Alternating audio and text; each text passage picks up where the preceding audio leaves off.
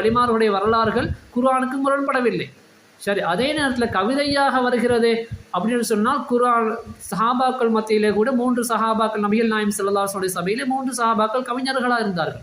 அவர்கள் மிகவும் பிரபலமானவர்கள் ஹஸ்ஸான் இப்னு சாபித் ரலியல்லாஹு அவர்கள்.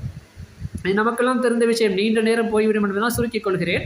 வஹாபிகள் இந்த வழிகட்டவர்கள் சொல்லக்கூடிய இன்னொரு விஷயம் தான் என்னவென்று கேட்டால், மன் அஹ்தஸ ஃபீ அம்ரினா ஹாதா மா லைஸ மின்ஹு ஃபஹுவ ரத்துன்.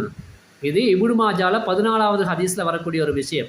இந்த ஹதீஸில் மா லைஸ மின்ஹு என்ற வார்த்தையை சொல்லப்படாமல் இருந்திருந்தால், ஃபஹுவ ரத்துனோட முடித்திருந்தால், நபிகள் நாயகம் ஸல்லல்லாஹு அலைஹி வஸல்லம் காலத்துக்கு பின்னால் வரக்கூடிய எல்லாமே என்ன பித்அத் என்ற ஒரு வாதத்தை எடுத்துக்கொள்ளலாம்.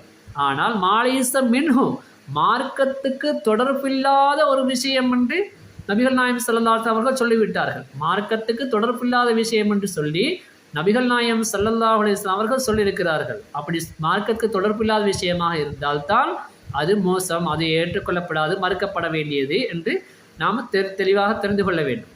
இப்போ